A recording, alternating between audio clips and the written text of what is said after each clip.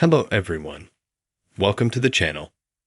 Now in this video, I will show you and tell you how to change ringtone on iPhone 15, 15 Pro, or 15 Pro Max.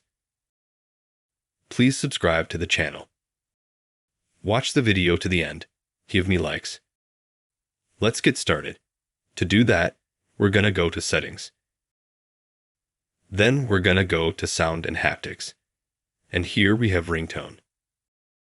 We can change the ringtone in messages, also in some calendars, alarm clock.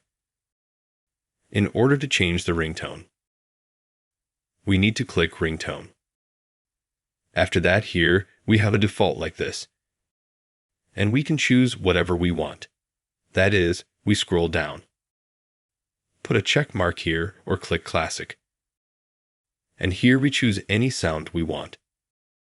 This is how easy it is to change the ringtone on any iPhone, namely iPhone 15.